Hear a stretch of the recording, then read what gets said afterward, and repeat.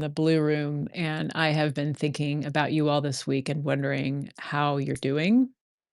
I'm wondering how I'm doing and trying to work through all of that. But one of the things that I have been pondering in this time, in this week, and I hope that you'll share how you're doing, is you've heard me say before, perhaps, that the resistance, the sense of activism is not retreating now, it's maturing, which means we're trying to be more strategic. We're trying to go at more of a humane pace.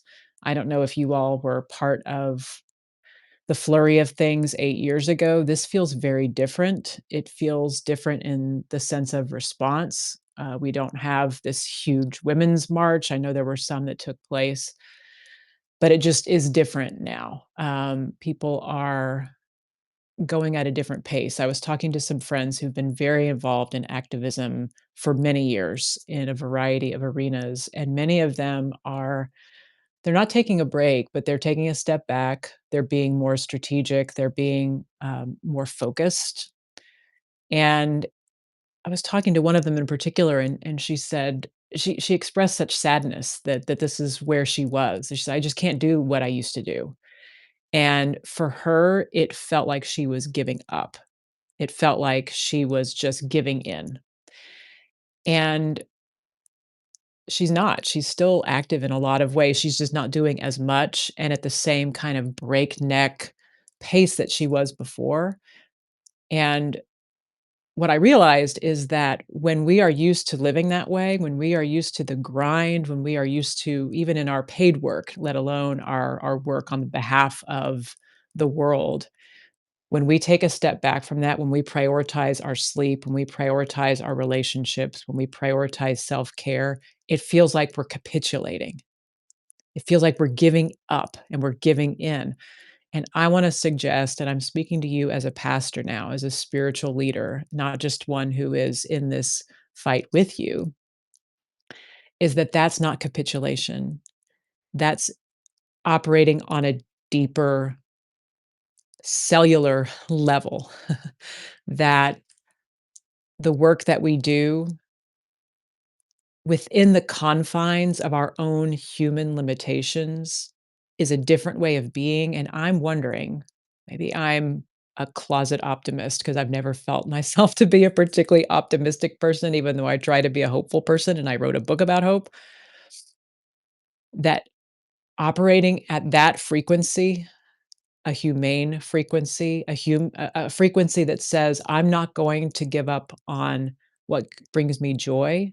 I'm not going to give up on trying to get 8 hours of sleep a night, even if I may wake up in the morning feeling anxious. That's my goal." That a movement that is fueled by that can go further and can go deeper than running around with our chickens like chickens with our heads cut off, which I think is a lot of what fueled the last round of what we had to do and where we were fighting and putting our focus. And a movement that can be fueled by joy, that's not driven by fear when there's so much around us that is so deeply fearful. I mean, that's part of what grind culture is, right? We need to keep going. We can't let ourselves rest because then we'll lose ground. There's this scarcity mentality that there isn't time. And I'm not saying that there are not urgent things we need to deal with. Like many of you, I have loved ones very, very close to me who are actively under threat right now. And yet I cannot explain it. And this could change at any minute because I don't think I have any kind of special magic wand here, but I feel centered. I feel peaceful and I feel ready to take the next purposeful action. And I think it's because it's not just me, there's just a movement afoot to say, we are going to take this at a different pace and we're going to do it differently this time. And I think if we can keep doing that and if we can keep each other accountable to that way of being, that is attractive to people. And it is an antidote to the fear that is at the heart of what a lot of we're seeing on the official administrative kind of federal level now. It's an attempt to assuage the fears that people have of people who are different. and fears over the fact that their life doesn't look like they thought it should.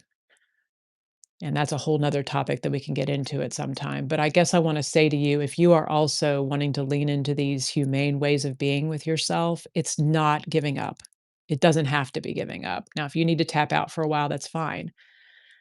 But that is a strong movement that can be built if we can keep leaning into that work of deep care and joy, a fueling of a movement of joy. Valarie Kaur likes to say, the way we make change is as important as the change we make. And so that's my message for all of you. I would love to know what you think. You can respond in comments. I'm easy to reach via the Blue Room here on Substack. But thank you for listening. And everybody breathe with me. Let's just breathe once together, and then we'll sign off.